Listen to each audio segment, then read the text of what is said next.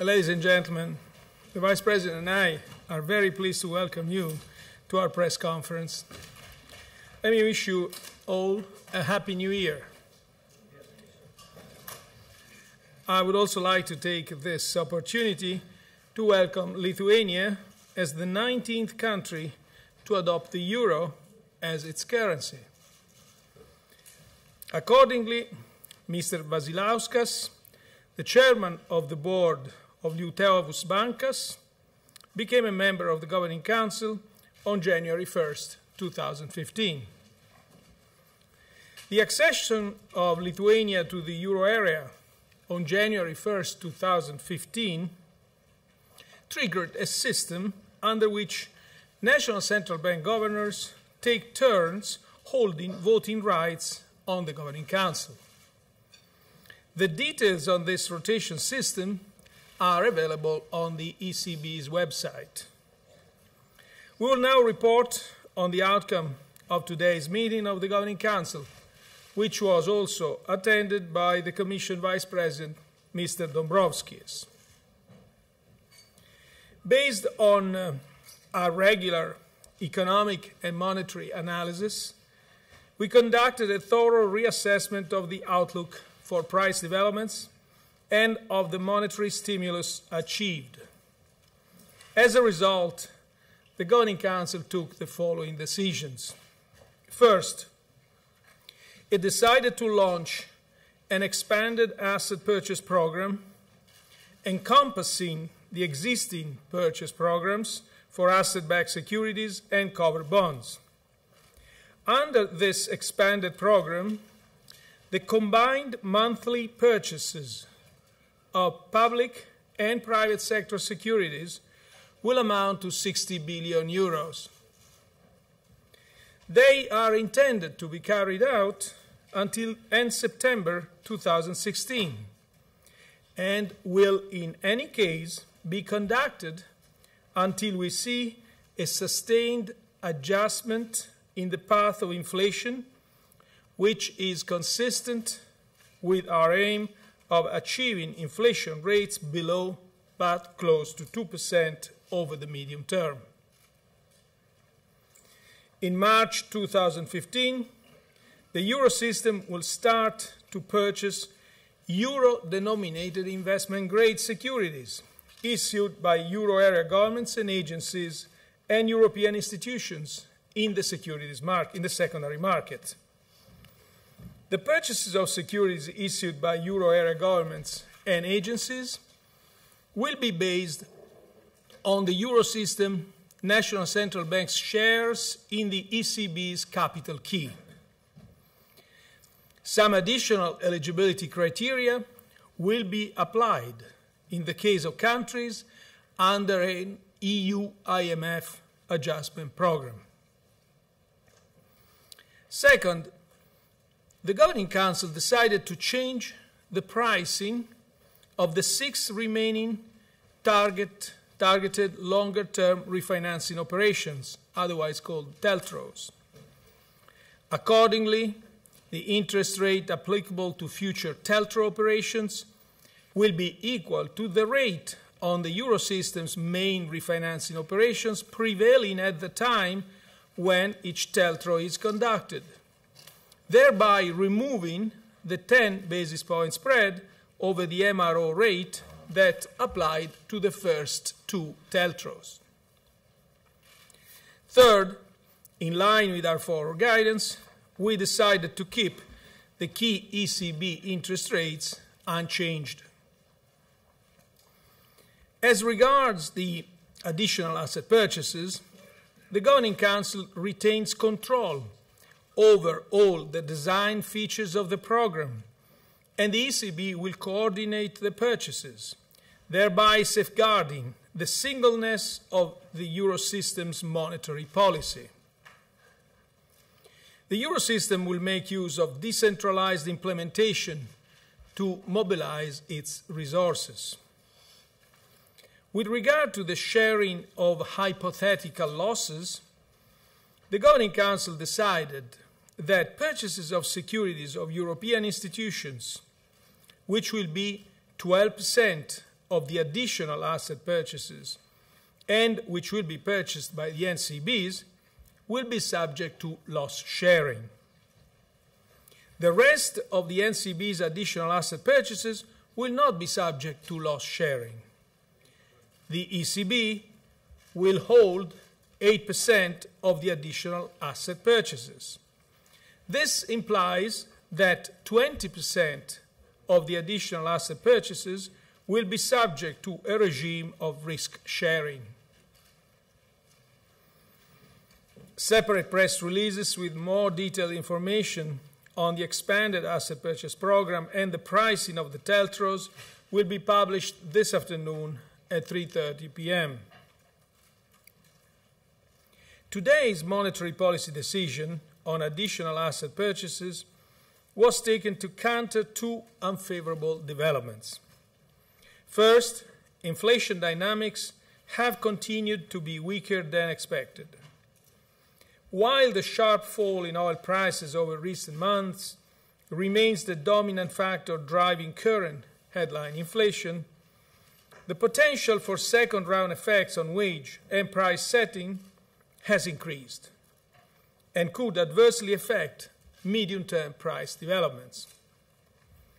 This assessment is underpinned by a further fall in market-based measures of inflation expectations over all horizons, and the fact that most indicators of actual or expected inflation stand at or close to their historical lows.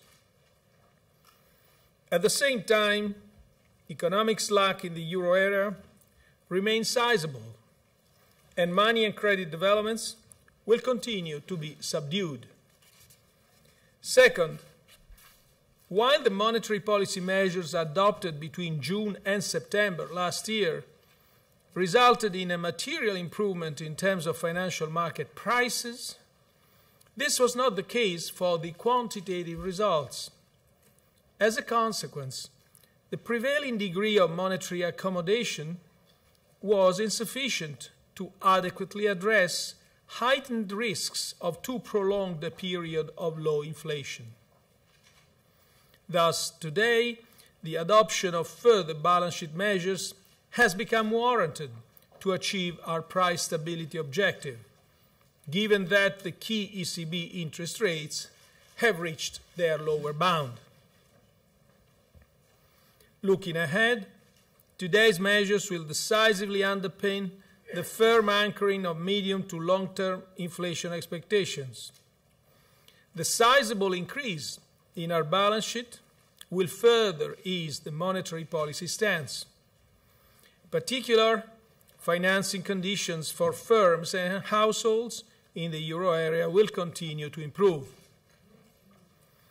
Moreover, today's decisions will support our forward guidance on the key ECB interest rates and reinforce the fact that there are significant and increasing differences in the monetary policy cycle between major advanced economies. Taken together, these factors should strengthen demand, increase capacity utilization, and support money and credit growth, and thereby contribute to a return of inflation rates towards 2%. Let me now explain our assessment in greater detail, starting with economic analysis. Real GDP in the euro area rose by 0.2% quarter to quarter in the third quarter of 2014. The latest data and survey evidence point to continued moderate growth at the turn of the year. Looking ahead, recent declines in oil prices have strengthened the basis for the economic recovery to gain momentum. Lower oil prices should support households' real disposable income and corporate profitability. Domestic demand should also be further supported by our monetary policy measures, the ongoing improvements in financial conditions, and the progress made in fiscal consolidation and structural reforms. Furthermore, demand for exports should benefit from the global recovery. However, the euro area recovery is likely to continue to be dampened by high unemployment, sizable unutilized capacity, and the necessary balance sheet adjustments in the public and private sectors. The risks surrounding the economic outlook for the euro area remain on the downside, but should have diminished after today's monetary policy decisions and the continued fall in oil prices over recent weeks. According to Eurostat, euro area annual HICP inflation was minus 0.2% in December 2014, after plus 0.3% in November. This decline mainly reflects a sharp fall in energy price inflation and, to a lesser extent, a decline in the annual rate of change in food prices. On the basis of current information and prevailing futures prices for oil, annual HICP inflation is expected to remain very low or negative in the months ahead. Such low inflation rates are unavoidable in the short term, given the recent very sharp fall in oil prices, and assuming that no significant correction will take place in the next few months. Supported by our monetary policy measures, the expected recovery in demand, and the assumption of a gradual increase in oil prices in the period ahead, inflation rates are expected to increase gradually later in 2015 and in 2016. The Governing Council will continue to closely monitor the risks to the outlook for price developments over the medium term. In this context, we will focus in particular on geopolitical developments, exchange rate, and energy price developments, and the pass-through of our monetary policy measures. Turning to the monetary analysis, recent data indicate a pickup in underlying growth in broad money, that is to say M3, although it remains at low levels. The annual growth rate of M3 increased to 3.1% in November 2014, up from 2.5% in October, and a trough of 0.8% in April 2014. Annual growth in M3 continues to be supported by its most liquid components, with the narrow monetary aggregate M1 growing at an annual rate of 6.9% in November. The annual rate of change of loans to non-financial corporations remained weak at minus 1.3% in November 2014, compared with minus 1.6% in October, while continuing its gradual recovery from a trough of 3.2% in February 2014. On average, over recent months, net redemptions have moderated from the historically high levels recorded a year ago, and net lending flows turned slightly positive in November. In this respect, the January 2015 Bank Lending Survey indicates a further net easing of credit standards in the fourth quarter of 2014, with cross-country disparities decreasing in parallel with an increase in net demand for loans across all loan categories. Banks expect that these dynamics will continue in early 2015.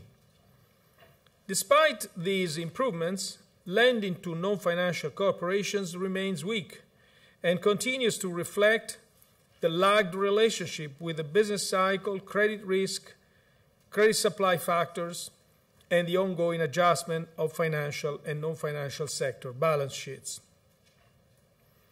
The annual growth rate of loans to households was 0.7% in November, after 0.6% in October.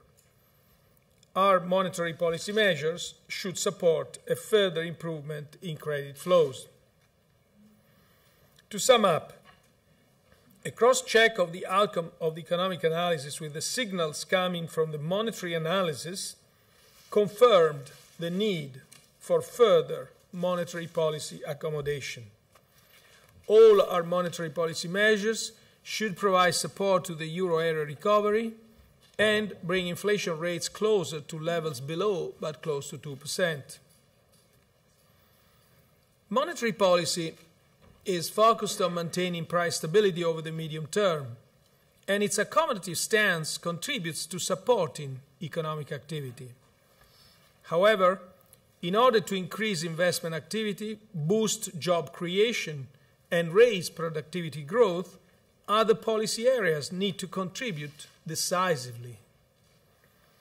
In particular, the determined implementation of product and labor market reforms, as well as actions to improve the business environment for firms, needs to gain momentum in several countries.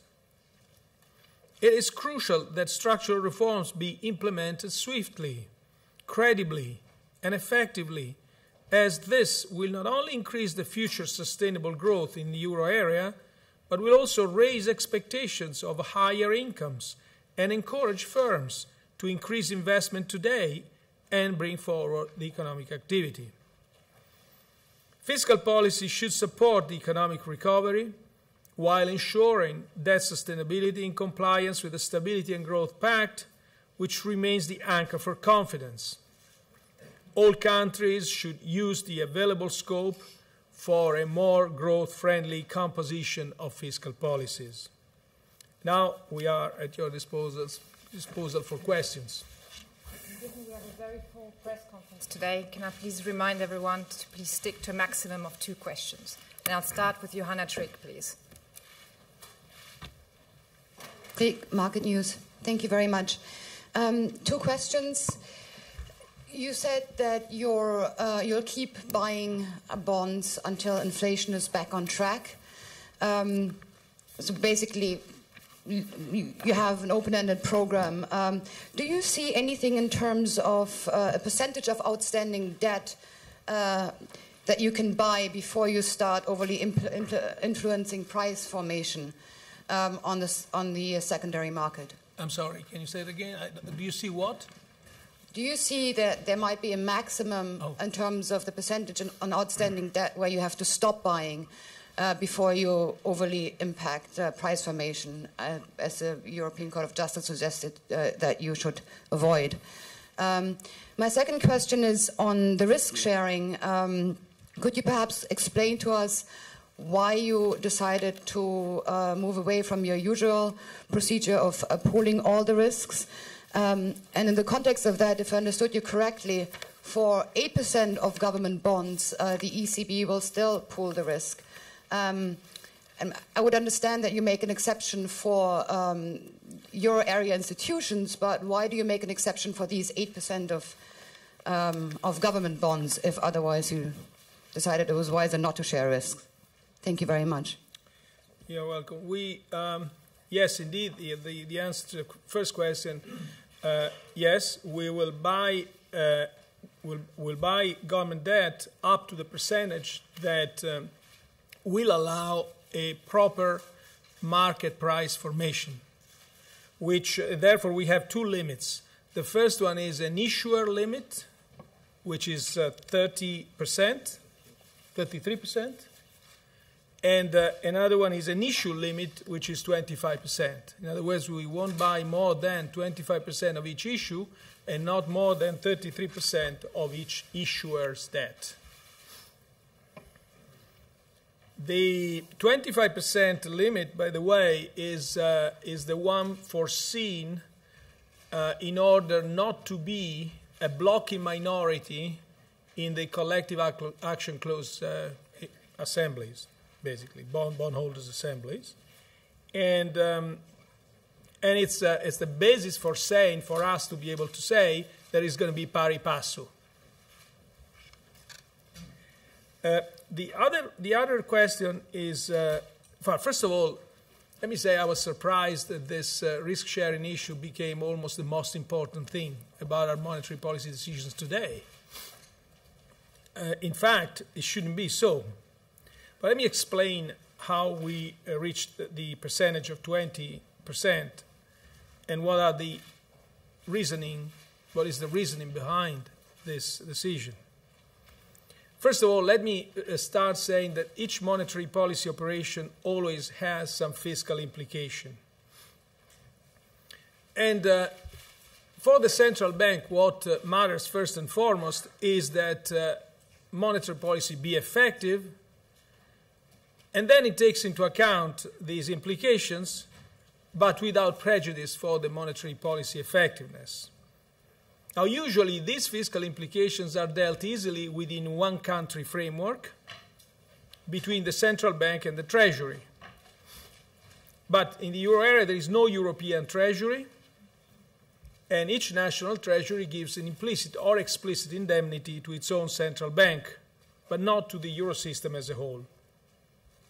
So the question on how to allocate risks in the euro area has been with the Governing Council since the very beginning. There is a combined ruling coming from the statutes of the ECB and from a Governing Council decision that the default mode is a full risk-sharing mode. However, the Governing Council is also free to decide what it deems more appropriate according to the circumstances. Now, it's not the first time the Governing Council has used this discretion. Let me give you a few examples. Originally, in the early times, there were two lists of collateral.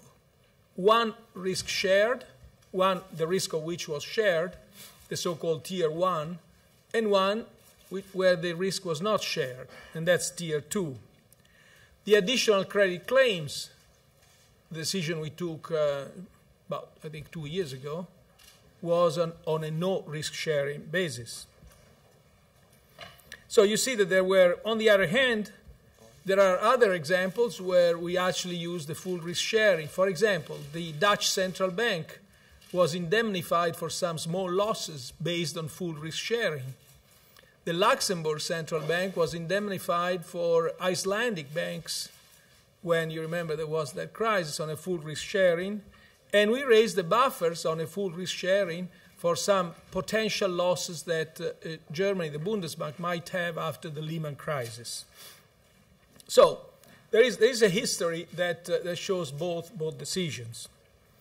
Let me add that this has nothing to do with the singleness of the monetary policy, because the decisions are being taken by the Governing Council with the euro area focus, as I just read in the introductory statement.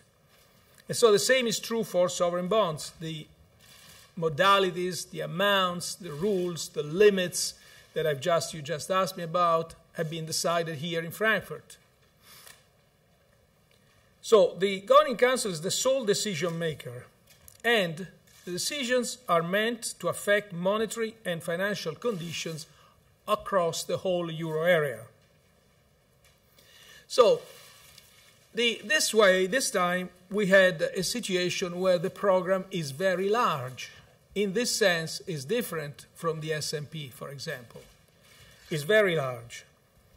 And so, on one hand, we want to keep the principle of the risk sharing in place, and that's why we retained a 20% share under the regime of full risk sharing. On the other, we want to take a decision that would mitigate the concerns that many participating countries in the euro area have about the unintended fiscal consequences of potential developments in the future. But also, let me make a final consideration. Is risk sharing or non-risk sharing a fundamental decision as far as the effectiveness of this decision is concerned? We believe that it might have some effects, but not relevant. Let me give you an example where it is fundamental. OMT. In OMT, full risk sharing is fundamental for the effectiveness of that monetary policy measure. And you understand why.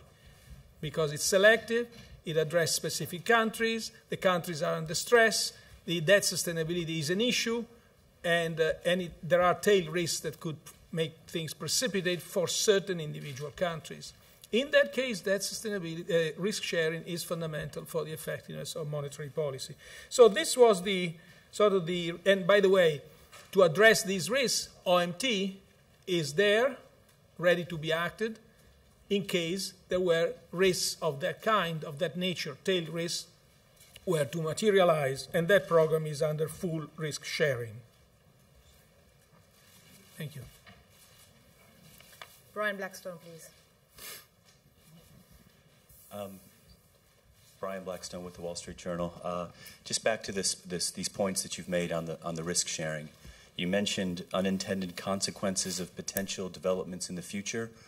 Could you clarify a bit what types of potential developments could there be? Does this mean that there's a possibility, for example, of a default of a Eurozone member, or that you would be buying these government bonds and then maybe you're going to be selling them at a loss?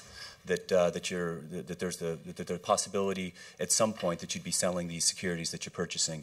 That's my first question. And the second, just in a bigger picture sense, why should the public, why should the financial markets think that that QE will work in terms of boosting inflation, in terms of restoring economic growth, employment in the Eurozone? Thank you. Well, on the first question, I think you should ask the first question to the people who have these concerns. We took these concerns into account, and that's why this decision would mitigate these concerns. But certainly, we are not in a one-country setup. We are in a multi-country. So the issue of potential fiscal transfers coming from our monetary policy decision is there. So the first question we should ask, is it fundamental for the effectiveness of monetary policy or not? If it's not, then we can do something to mitigate these concerns. Do we want to abandon the principle of a no risk sharing? Absolutely no. I'm sorry, the principle of full risk sharing? Absolutely no. And as I said, the singleness of the monetary policy remains in place. On the second question is, we believe that the measures taken today will be effective, will raise inflation, medium-term inflation expectations, and basically will address the economic situation in the euro area. There are several channels through which these measures could be will be effective. The first is the portfolio rebalance effect, where you basically substitute bonds with cash, and therefore banks at that point will have more incentive to lend to the private sector, households and companies. Then you have signaling effects on inflation expectations. This is quite another important channel. Let me just give you an example of why. Of recent, inflation expectations, medium-term inflation expectations dropped by something like 50 basis points. Since our nominal interest rates are at the zero lower bound, this meant that real interest rates went up by about 50 basis points, basically nullifying the effects of our reductions of nominal interest rates, the two reductions of nominal interest rates that we had decided in the course of the year. So we do expect that effect to be also important. Finally, let me add something here because it's actually quite important. What monetary policy can do, I've said this many times, but I think it's worthwhile repeating it. What monetary policy can do is to create the basis for growth. But for growth to pick up, you need investment. For investment, you need confidence. And for confidence, you need structural reforms. The ECB has taken a further, very expansionary measure today, but it's now up to the governments to implement these structural reforms. And the more they do, the more effective will be our monetary policy. That's absolutely essential, as well as the fiscal consolidation side. So structural reforms is one thing, budget and fiscal consolidation is a different issue. it's very important that to have in place a so-called growth-friendly fiscal consolidation for confidence strengthening. So this, combined with a monetary policy which is very expansionary, which has been and still and is even more so after our decisions today, is actually the optimal combination. But for this now we need the actions by the governments, and we need the action also by the Commission, both in its overseeing role of fiscal policies and in its implementing the investment plan which launched by the President of the Commission, which we certainly welcome at the time. Now it has to be implemented with speed. Speed is of the essence. Thank you. Alessandro Speziale, Bloomberg. Thank you, Mr. President. Alessandro Speciale from Bloomberg News. My first question is, has the decision today been unanimous with a wide consensus? Can you give us a bit of a flavor on the discussion and how this decision was taken? And my second question is on a quick back-of-the-envelope calculation. The program you have announced today seems to amount to 1.1 trillion euros, which is more than the previous intention of the Governing Council for balance sheet expansion. Could you explain that? Could you, if I understand correctly, this number includes the current ABS and cover programs, and so how about also the liquidity injection from the TLTROs? Thank you.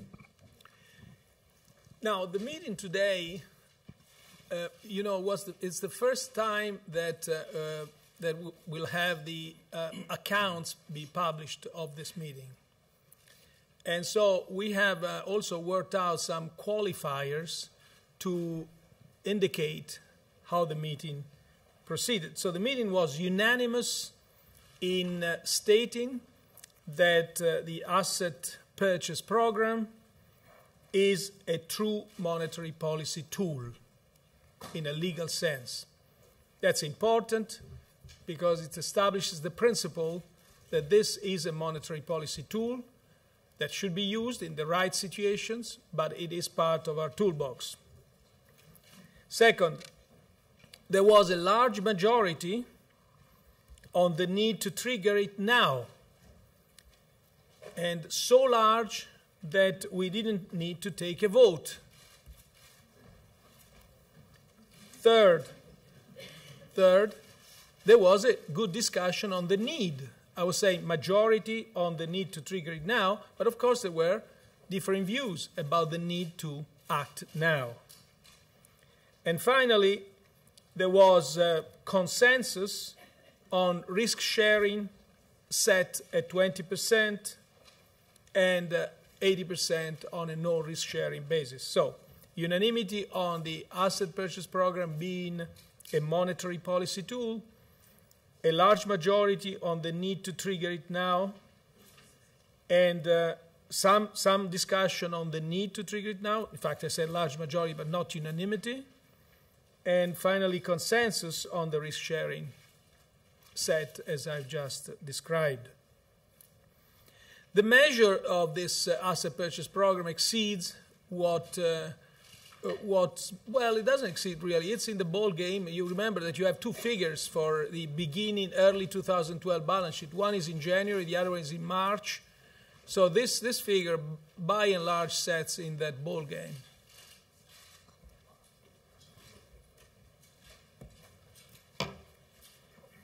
Domenico Conti, please. Mr. President, Domenico Conti of ANSA. There's a lot of talk about the losses that will derive from these purchases. I wanted to focus attention on the possible money inflows that would come from asset purchases. Can you give us an idea? Sorry, the possible? The money inflows, I mean, payments deriving from buying, for instance, government securities. Can you give us an idea of what will happen with this money actually that is going to come from those securities paid on a monthly or a yearly basis? I mean, is that going to be held as reserves by the national central banks, and can it be ruled out completely that it might be used in the future for possible fiscal accommodation? Well, the answer to the second point is absolutely no. As I just said, it would be a big mistake if countries were to consider that the presence of this program might be an incentive to fiscal expansion. They would undermine the confidence, and they would simply.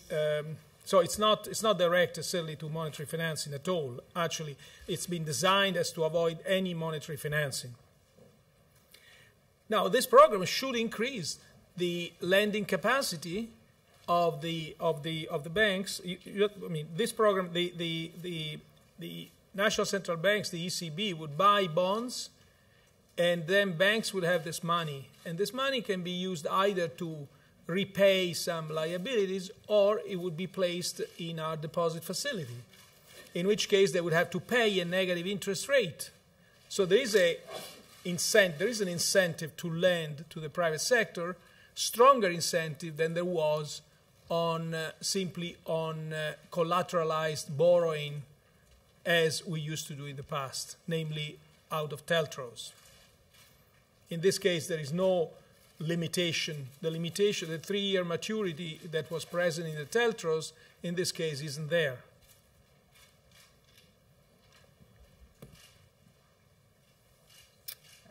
Mark Schiritz. Mark Schiritz from Die Zeit. Could you give us an indication on the maturities of the bond you're going to buy? And second question, there's a debate in the academic community whether a central bank can, in the case of a hypothetical default, actually or could run with a negative capital. Could you tell us your views on this issue in the euro area context? Thank you. You see, the first question is, yes, the maturities range between 2 and 30 years. So it's pretty long. The second question really makes shows how important this risk-sharing issue, how important you made this sharing issue, because it shows a degree of sophistication in understanding what happens if. Now, what happens if it can be two things. First of all, if we have an event, the first thing is that there would be drawn upon would be the buffers of the National Central Bank. By and large, most central banks have adequate buffers, so nothing would happen. What? Yeah. Financial Times, please, Claire Jones.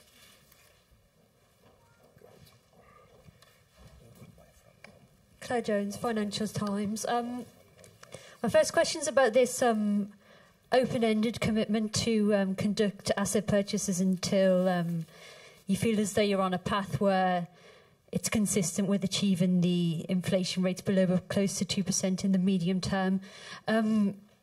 People seem to have very different views about what medium term means. Would it be possible to clarify?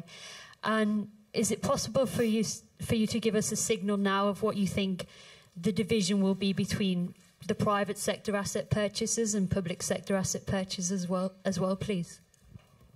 Well, on the first question, I really only read again the statement. I just don't want to speculate giving horizons or dates or deadlines.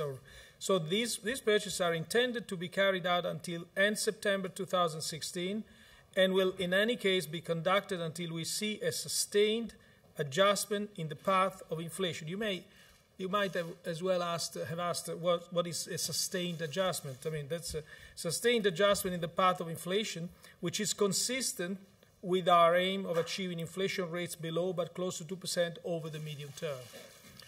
So you know the medium term notion is a complex one. I have discussed this notion, depends on many parameters, and at this point certainly we wouldn't want to speculate on precise deadlines. The other question was? Sorry? On the division between the private sector purchases and the public sector purchases. It's, let me respond. It's difficult to give a precise division between the precise split between the two purchases because we have, first of all, the size of the market for ABS is relatively small, although we think it will expand in the coming months.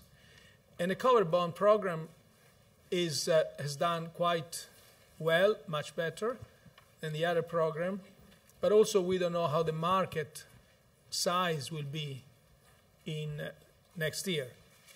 But what you could look at is basically the past behavior as an inference for the future behavior of our purchases.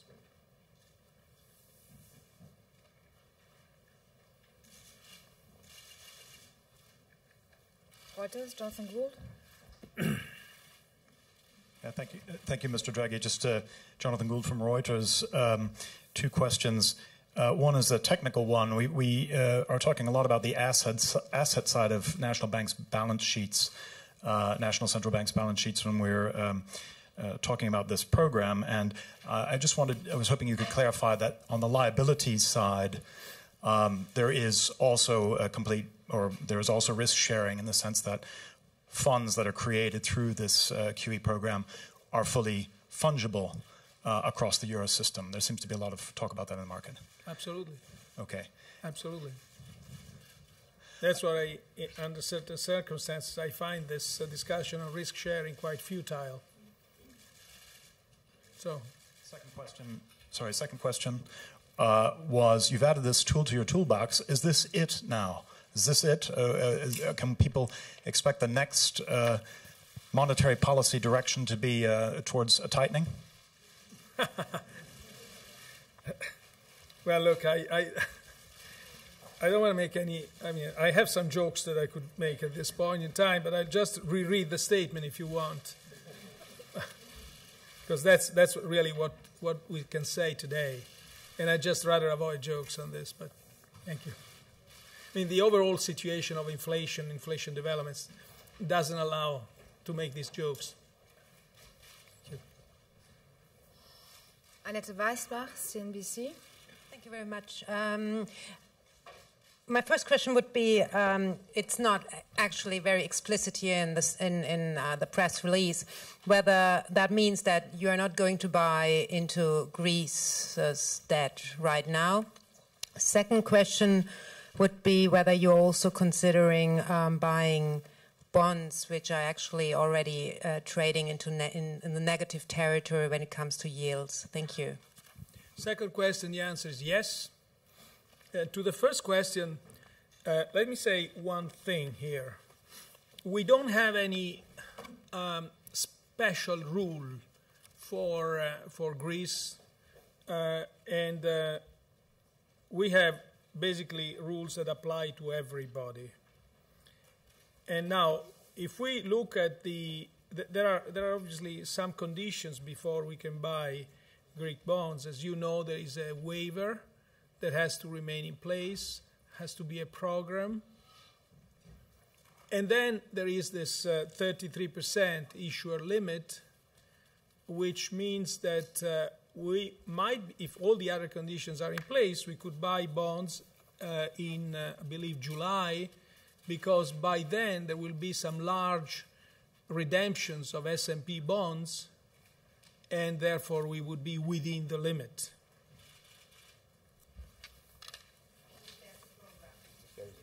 Yes, indeed. Jean-Philippe Lacour.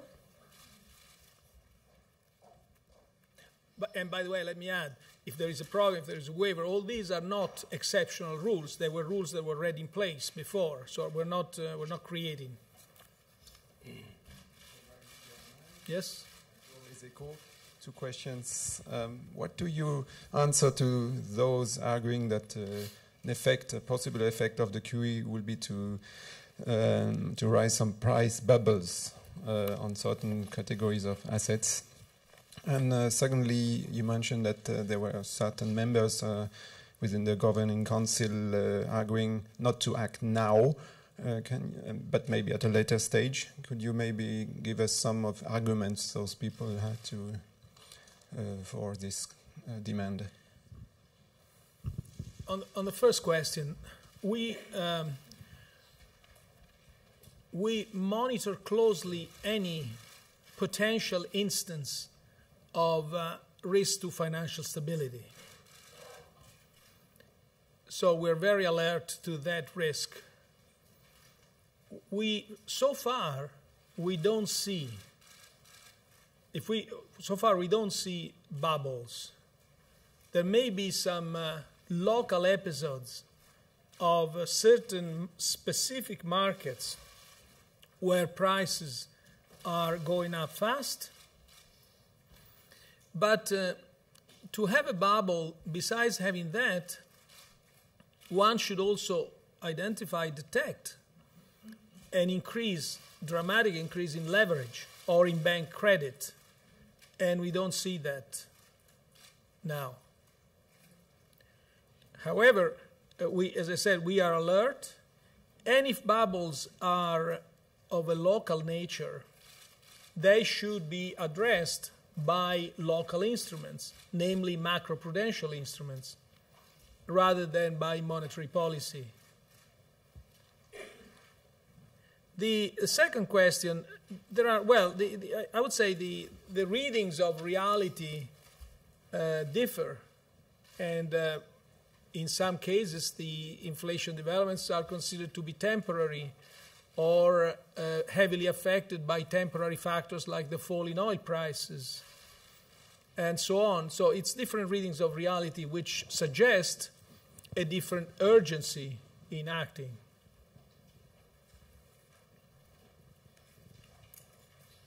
Mark Schröers?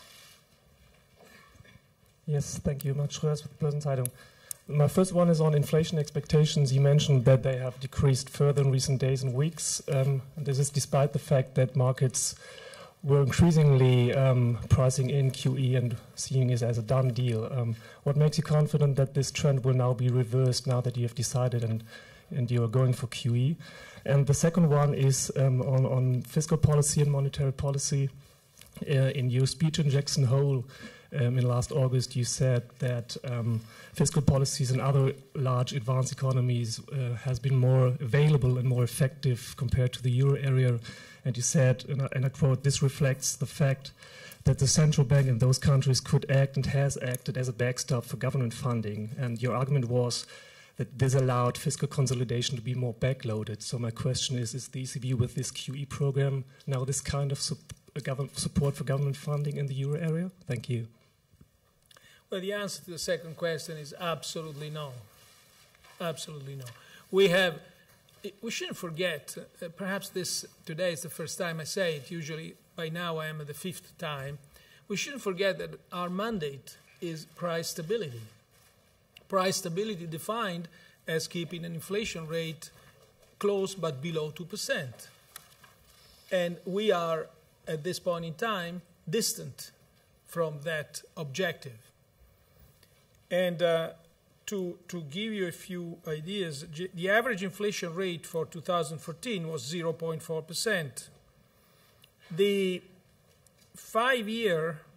average inflation rate over the next 5 years is 0.3%. And the average inflation rate over the next 10 years at this point in time, these are market-based measures, are 0.9%.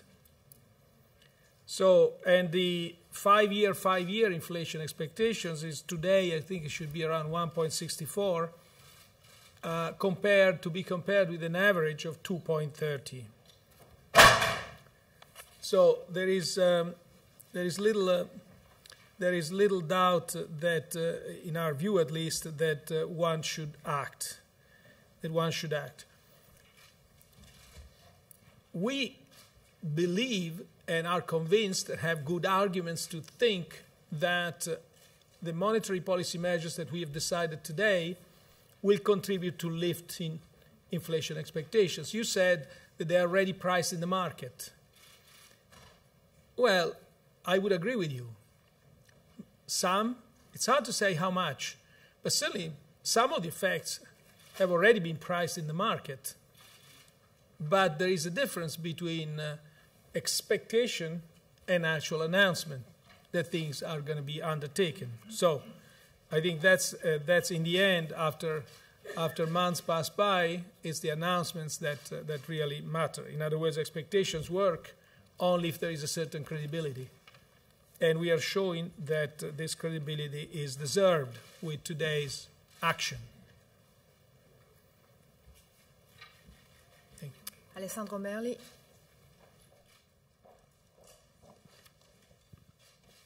Alessandro Merli of Il Sole 24 Ore. Just a clarification on the semantics. I take it that the consensus you've indicated for the split between sharing and non-sharing is weaker than a large majority. And no, it's the opposite. No?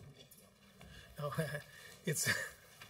Okay, go ahead. You finish. So, no, I also wanted to know if the people who objected or dissented on the risk sharing were the same people who had concerns about the risk sharing in the first place, or were this a different composition of the dissent? The other thing is about the signaling of this operation. By abandoning partially the risk sharing, aren't you signaling to investors that there are a number of banks, central banks in the euro system that are not willing to have on the books, and the ECB also not willing to have on the books the risk of a number of countries? Well, I've addressed the first question already.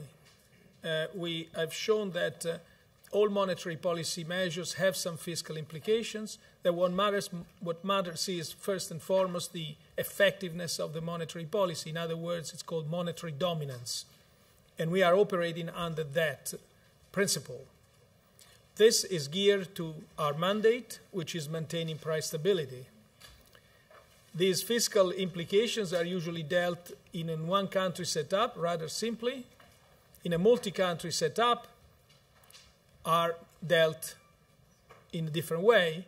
And I told you about the history that shows that they were dealt in various ways. I would say based on an ad hoc consideration of the circumstances. I've told you that risk sharing or no risk sharing was not a fundamental aspect of the of the effectiveness of our monetary policy measures today, while it is a fundamental component of our OMT program. I think to understand this is very, very important. Keep in mind the distinction between the two programs. And finally, given the size that this program will have, and the fact it's so broad-based all across all countries, the solution that we found seemed to be the most reasonable. On one hand, you want to keep the principle of full risk sharing in place. On the other, you want to mitigate the concerns expressed by several member countries. And we can do so because it's not essential for the effectiveness of the monetary policy. Ed Conway. I'm sorry? Oh, I'm sorry, yes. No, they were not. No. The consensus means the following. Means that everybody could either agree or not object. The large majority means that a lot of people agreed and a few people objected. So consensus, there are different notions. And you'll have to get used to these qualifiers. We'll have, since now on, I can't say, we had a fantastic majority or things like that. No. There will be either either majority or a large majority or a consensus. Or unanimity, yes. Ed Conway, please. Ed Conway, Sky News. There's a big debate at the moment as to whether quantitative easing, what matters most is the flow or the stock, the buying of assets or what is already held on the balance sheet. I'm curious as to where you come out on that particular debate. And second of all, what would you say to those who are concerned that when the ECB buying up bonds, electronically printing money, whatever one calls it, is the first chapter in a story that leads inevitably towards hyperinflation? What's your response to that? On the first point, the way the introductory statement reads says that both things are important: the overall amount, but also the scale of these purchases. The monthly flows are quite meaningful, as it is meaningful the overall amount. The second question, well, the second question, I have a, I think the best way to answer to this is, have we seen lots of inflation since the QE program started? Have we seen that? And now it's quite a few years that we started. You know, our experience, since we have these press conferences, goes back to a little more than 3 years. In these 3 years, we've lowered interest rates, I don't know how many times, 4 or 5 times, 6 times maybe. And each time, someone was saying, this is going to be terribly expansionary, there will be inflation. Some people voted against lowering interest rates way back at the end of November 2013. We did OMT, we did the LTROs, we did TLTROs, and somehow this runaway inflation hasn't come yet. So what I'm saying is that certainly the jury is still out, but there must be a statute of limitations also for the people who say that there will be inflation. Yes, when, please? Tell me, within what? Thank you. Claudia Abersold.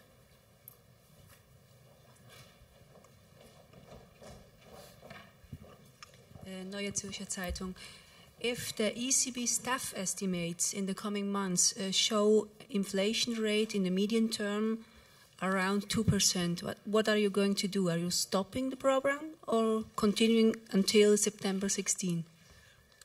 You see, that's a question similar to the one that's been asked before.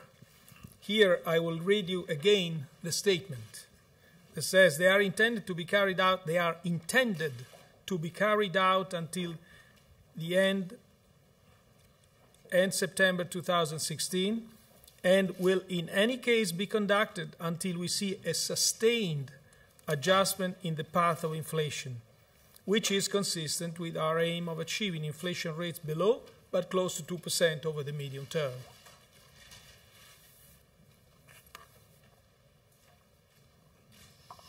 Yes, over there, the gentleman, please. Thank you, Mr. Draghi. Mario Blaszczak, World Business Press Online. I have a question. There are certain central banks that explicitly say what is the model, how the exchange rate translates into inflation. Is there a model that the ECB is working with? And if there is a model, what is your expectation? How much of a nominal exchange drop of euro is needed for achieving the inflation target? That's first question. And second question, in your August press conference, you mentioned that the central banks are, you see the trend of central banks selling euros from their reserves. Do you still see the trend continuing? Thank you. Thank you. I'm not sure I understand the second question, but the first question is, I said it many times, for us the exchange rate is not a policy target.